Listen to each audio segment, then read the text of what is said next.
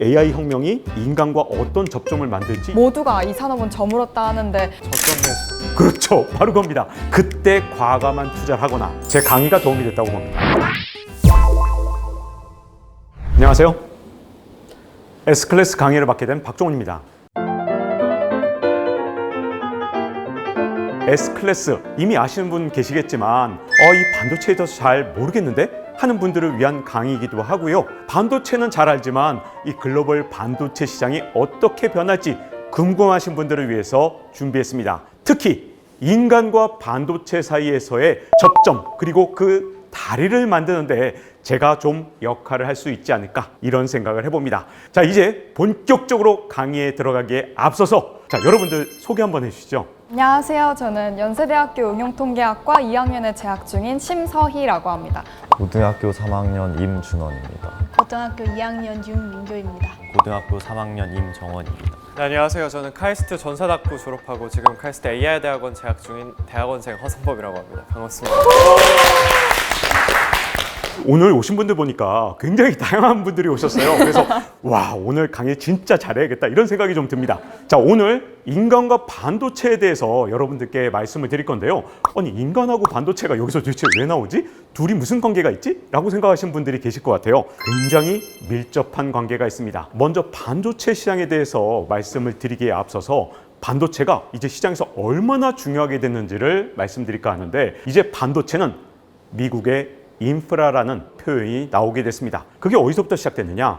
바이든 대통령이 처음에 취임을 했을 때 과연 바이든 대통령이 어떤 정책을 내놓을까? 전 세계의 관심이 다 바이든 대통령 입에 집중이 됐거든요. 근데 바이든 대통령이 놀랍게도 반도체 웨이퍼를 들고 나와서 화상회의를 한 거예요. 여기서 바로 바이든 대통령이 반도체는 미국의 인프라다 이런 얘기를 합니다. 이때부터 반도체를 보는 시각이 완전히 바뀌었는데, 그전에는 반도체도 수많은 상품 가운데 하나였거든요. 근데 이렇게 말하고 나니까 이 반도체가 미국의 국가 안보랑 관계가 있구나 이런 생각을 처음으로 하게 된 거예요. 그래서 그 다음부터 반도체에 대한 별명이 생겼죠. 미국의 국가 안보를 지키는 전략 자산이다.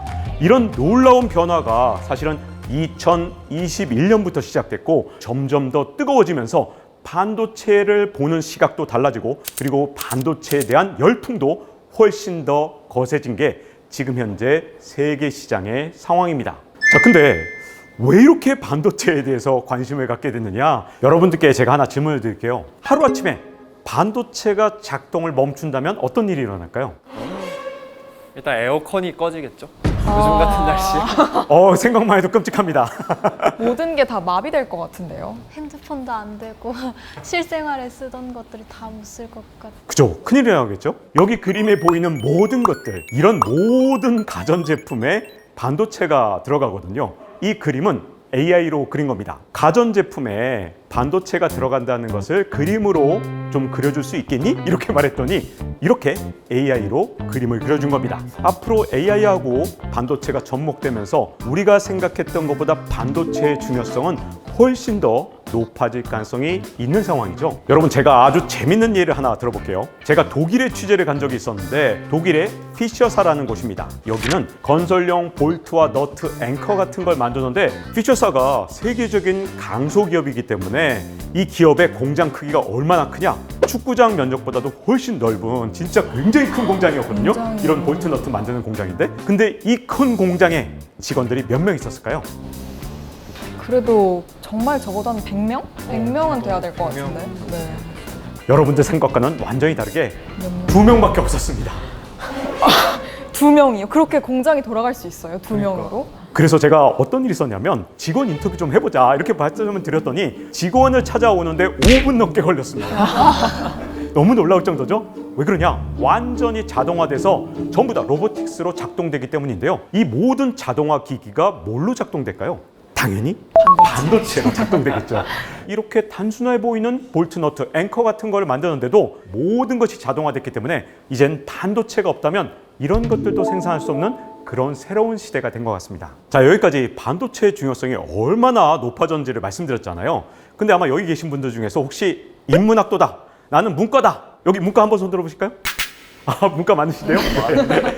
그럼 내가 도대체 왜 이 반도체 강의를 들어야 되는 거야? 반도체랑 나랑은 별로 관계 없는 것 같은데? 라고 생각하실 수도 있어요. 아니면 나는 공대지만 내가 반도체 설계만 잘 알면 되지. 뭐 반도체 시장이 어떻게 돌아가는지 내가 알 필요가 있는가? 이렇게 생각하시는 분도 계실 것 같아요. 근데 저는 경제학도죠. 근데도 불구하고 저는 반도체에 엄청난 관심을 가지고 반도체로 학위를 받은 셈입니다. 왜 그러냐? 인간을 이해해야 기술도 성장을 하고 인간을 이해해야 이 반도체를 어떻게 활용할지를 정확하게 이해할 수 있거든요. 세계 최초의 스마트폰은 몇 년쯤에 만들어졌을까요? 한번 추측해 보세요. 1980년대? 와, 굉장히 옛날로 갔네요. 아닌가요? 뭔가 더 오래전이었을 것 2000년대 같아서. 초? 그 중간이었습니다. 정답은. 1993년에 세계 최초의 스마트폰이 만들어졌습니다. 근데 문제점은 이 스마트폰이 우리의 삶을 전혀 바꾸지 못했죠. 처음에 나왔던 스마트폰도요, 놀랍게도 스타일러스 펜이라고 해서 펜으로 입력도 가능했고요. 그리고 이메일도 확인할 수 있고 뉴스도 볼 수 있고 심지어 게임도 됐습니다. 근데 이렇게 좋았던 스마트폰 왜 실패했을까요? 비싸서? 사람들한테 잘 안 알려져서. 오, 그것도 그렇죠. 왜냐하면 스마트폰에 대한 개념조차 없었으니까요. 굳이 필요가 없었을 것 같기도 하고. 애초에 안 썼었으니까. 개념 자체를 아예 몰랐습니다. 이걸 도대체 어떻게 활용하지? 갑자기 벽돌 같은 스마트폰이 나타났는데 이게 뭐야? 사람들이 친숙하지 않았던 것도 굉장히 중요한 역할을 했죠. 그때도 반도체가 나빠서는 아니었습니다. 반도체도 얼마든지 훌륭한 반도체들이 있었는데 문제점은 이걸 인간하고의 접점을 만들면서 연결시키지 못했기 때문이거든요. 아무리 좋은 반도체라 하더라도 결국 인간하고 어떻게 연결시키느냐, 여기에 많은 것들이 달려 있습니다. 2000년대 후반부터 나온 스마트폰은 사람을 중심으로 접근했거든요. 그래서 사람들이 무엇이 필요한가? 이렇게 접근하면서 모든 게 바뀐 겁니다. 우리가 지금 쓰고 있는 스마트폰을 생각해 보세요. 아마 3살짜리, 4살짜리 아이들도 스마트폰을 작동시킬 수 있을 정도로 지금 스마트폰은 굉장히 사람들이 사용하기가 편합니다. 이제 새로운 세상이 온 겁니다. 내가 인문학도니까 도대체 내가 반도체를 왜 알아야 되지? 라고 생각하시면 진짜 오해입니다. 이런 혁명적인 기술과 인문학이 만나서 인간 중심으로 본 기술, 그리고 기술이 먼저 본 인간, 둘이 만났을 때 가장 큰 시너지 효과를 만들면서 융합이 일어납니다. 혹시 인문학을 하거나 아니면 저처럼 사회과학을 하거나 모두가 다 반도체를 알았을 때 훨씬 더 큰 가치를 창출할 수 있는 길이 열릴 수밖에 없습니다. 근데 이 반도체 산업에서 우리가 아주 주의해야 될 게 하나 있거든요. 반도체 산업은 호황과 불황을 계속해서 반복해 왔다는 겁니다. 아니, 내가 이제 반도체 산업에 관심을 가지고 이 분야에 종사하려고 했는데 극심한 불황이 왔단 말이에요. 그럼 반도체 시장 끝난 건가?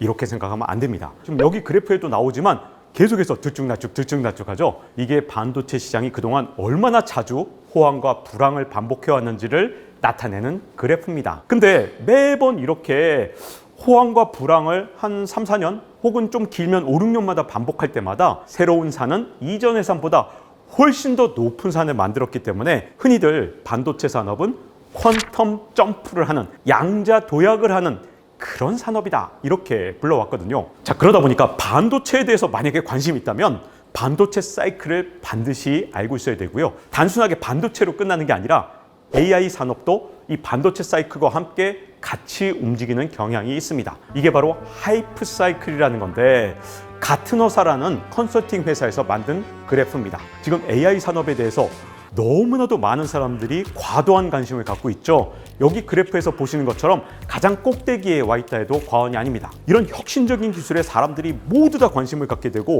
이걸 한번 연구해 보겠다 라고 생각한다면 그런 시기가 와 있다고 해도 과언이 아닌 거죠. 안타까운 게 하나 있는데 모든 혁명적인 기술은 환멸의 단계라는 단계를 거치게 됩니다. 왜 그러냐? 이런 과도한 기대를 한 상태에서는 너도 나도 다 투자를 할 거 아니에요. 근데 그럼 과잉 투자가 일어나기 때문에 이 투자가 옳았던 건가? 너무 과도한 투자를 한 거네? 이런 생각에서 환멸을 느끼는 그런 단계가 오게 됩니다. 그런데 저는 이게 오히려 기회라고 생각해요. 보통 이 사이클을 역으로 이용한 그런 기업 그리고 그런 사람들이 항상 혁명의 주체가 됐습니다.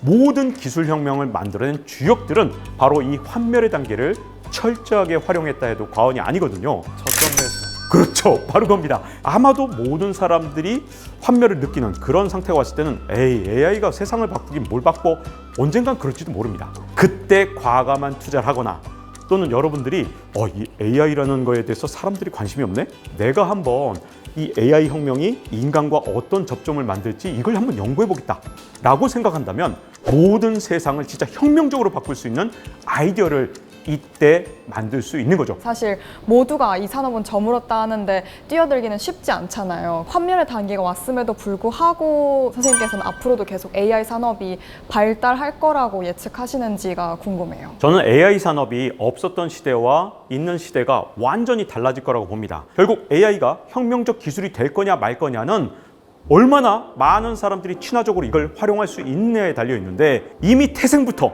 우리가 활용하기가 너무나도 쉽죠. 이미 우리가 활용하는 게 너무나도 쉽기 때문에 환멸의 단계가 온다 하더라도 굉장히 짧을 가능성이 있습니다.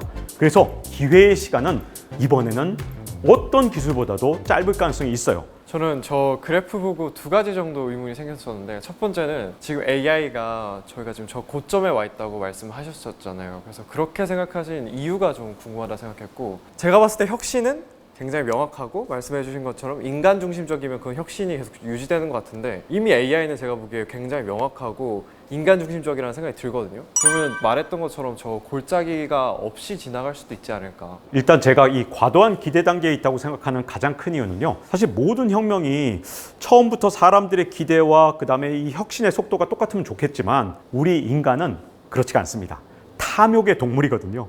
욕심이 항상 앞서갑니다. 이 과도한 기대라는 건 기술이 못 따라와서 과도한 기대라는 단계가 형성되는 게 절대 아닙니다. 기술의 혁명 속도가 지금 워낙 빠르다 보니까 이거보다 한 2배쯤 더 빠르게 인간의 기대가 가 있는 그런 상태를 말씀드리는 거고요. 그렇기 때문에 이 기술이 지금 이미 인간 친화적이지만 그럼에도 불구하고 워낙 엄청난 투자를 해놨기 때문에 이 과정에서 수익을 창출하는 때까지는 기간이 걸립니다. 이게 인간하고 친화적인 것도 굉장히 중요하지만 또 하나는 기업들이 투자를 했으면 여기서 진짜로 돈을 벌어야 되잖아요. 근데 문제점은 수익 모델을 만드는 건 또다시 인간을 이해한 혁명이 필요한데 기술은 항상 앞서가지만 인간을 이해한 혁명은 항상 뒤따라갈 수밖에 없거든요. 그래서 이 과정에서 일시적으로 환멸의 단계를 거칠 수 있습니다. 다만 이번에는 사용자 인터페이스가 이미 굉장히 사람 친화적으로 이미 만들어져 있기 때문에 그 단계 필요 없거든요. 이제 중요한 건 수익이 창출되고 이 과정에서 인간의 제도가 따라가는 게 굉장히 중요합니다. 다만 여기서 또 한 가지 문제는 AI에 대해서 일단 먼저 규제부터 하고 보자 이런 것들도 있거든요. 그래서 우리가 과연 AI를 어떻게 받아들이냐 하는 과정에서 이 길이가 결정될 걸로 보여집니다. 앞으로 AI를 빼고 산업을 논하거나 경제를 논하는 건 아예 불가능하다고 생각해요. 여러분 혹시 겁나시는 분도 계시지 않을까요? AI가 내 직업을 다 뺐으면 어떡하지? 걱정돼요. 네, 저도 엄청나게. 그런 걱정을 할 때가 있어요. 근데 제가 그런 청년들을 위해서 용기를 드리겠습니다. 왜냐하면 지금의 AI는 굉장히 만만한 AI입니다. 지금의 AI는 우리 인간의 두뇌를 100% 카피하지 못했습니다. 인간을 흉내낼 수는 있지만 완벽하게 인간처럼 무에서 유를 만드는 창조를 할 수는 없습니다. 자, 그러다 보니까 앞으로 AI가 어떤 역할을 하느냐 이걸 청년들이 정확하게 알 필요가 있는데요. 이 AI를 제대로 활용한다면 정말 이제 인간의 능력은 무한히 확장될 수밖에 없거든요. 자, 예전에 AI가 없던 시대에는요, 새로운 진짜 혁명적인 생각을 했다 하더라도 이걸 실제로 구현하는 게 정말 힘들었습니다. 혁명적인 생각일수록 더욱더 많은 사람이 필요하고 굉장히 큰 조직도 필요해요. 그러니까 여러분들이 창업을 해서 진짜 수천 명을 고용하고 또 자본 투자도 받아야 되고 경영도 잘해야 돼요. 아이디어만 있다고 되는 게 아닙니다. 근데 이제는 혁명적인 아이디어만 있다면 그렇게 거대한 조직을 여러분들이 직접 만들 필요가 없습니다. 왜냐하면 AI라는 정말 충실한 파트너가 여러분들의 혁명적인 아이디어가 실제로 구현되도록 이제 충실하게 도와줄 거니까요. 그래서 앞으로 인간의 능력을 무한히 확장시켜주는 게 AI라고 생각합니다. 인간의 두뇌를 완벽하게 카피하는 건 제가 보기엔 상당한 시간이 걸릴 겁니다. 그때까지는 여러분들이 AI를 경쟁 상대로 생각할 게 아니에요. 오히려 어떻게 하면 나한테 봉사하게 만들 것인가, 이걸 연구하신다면 여러분들의 능력이 무한히 확장되면서 정말 놀라운 일에 얼마든지 도전할 수 있는 그런 기회를 갖게 되실 겁니다. 이렇게 반도체 산업이 너무나도 중요하고 AI 혁명도 너무너무 중요하지만 문제가 하나 있습니다. 앞으로 잠깐 동안은 내려가는 쪽으로 사이클이 작동할 수도 있거든요. 근데 여러분 전혀 실망하실 필요가 없어요. 다음번에 오는 산은 훨씬 더 높은 산이 여러분들을 기다리고 있을 겁니다. 여러분도 지금 새로운 도전할 준비를 하면서 한번 뜨거운 마음을 한번 불태워 보세요. 그러면 아마도 다음번 산의 정상에 여기 계신 여러분들이 반드시 그 꼭대기를 차지하고 있을 거라고 저는 믿습니다. 이건 진짜 기대가 되는 부분이네요. 네, 제 강의가 도움이 됐다고 봅니다. 오늘 이렇게 강의를 들어주신 분 정말 감사드리고요. 궁금한 게 있다면 어떤 게 좀 있을까요? 제가 무엇이든 한번 답변을 해드리도록 하겠습니다. 우리나라가 반도체 사업에 관심을 가졌던 게 언제부터일까요? 저는 우리나라가 진짜 반도체 산업에 대해서 정말 현명한 나라였다고 생각해요. 미국에 이어서 일본이 반도체 중심으로 넘어가니까 이걸 정확하게 우리나라 정부와 그리고 기업들이 알아챘습니다. 그래서 서울대학교 그리고 애틀이라는 이 정부 기관이 있는데 대한민국 전체가 반도체로 협업을 했던 때가 있습니다. 왜 그랬느냐? 단독 기업이나 아니면 정부 기관만으로는 반도체 산업에서 일본을 따라갈 수 없다고 생각을 했거든요. 그래서 1990년대 초반부터 대한민국 전체가 반도체 산업에 진짜 올인해서 투자를 했던 때가 있습니다. 그 덕분에 지금의 이 강력한 반도체 제국을 만들 수 있었고요. 앞으로도 제가 보기엔 우리나라가 더욱더 협업을 더 넓혀가면서 동맹군들을 계속해서 우리나라 내에서 서로 만들어 간다면 1990년대 초반에 했던 그 반도체의 기적을 2020년대에도 계속해서 이어갈 수 있을 거라고 생각합니다. 네, 오늘 진짜 활발하게 질문도 해주셨는데 오늘 제 강의가 어떠셨나요? 너무 재밌었습니다. 도움이 되는 얘기가 너무 많았던 것 같아요. 집에 가서 좀 생각해 볼 게 많은 것 같아요. 아유, 감사합니다. 좋게 네, 봐주셔서. 감사합니다. 지금 반도체 시장이 정말 요동치고 있잖아요. 근데 제가 반도체 시장에서의 새로운 혁신과 추격과 역전을 다룬 학위 논문을 받았습니다. 오. 그래서 여러분께 진짜 비밀 하나를 말씀드릴게요. 이 반도체 시장에서의 모든 추격과 역전은 가장 시장이 요동칠 때 그리고 가장 시장이 어려울 때 일어났거든요. 그래서 오늘 강의를 들으신 청년분들이 진짜 차세대 역전의 주인공이 되시길 기원하면서 오늘 강의를 마치겠습니다. 감사합니다. 감사합니다.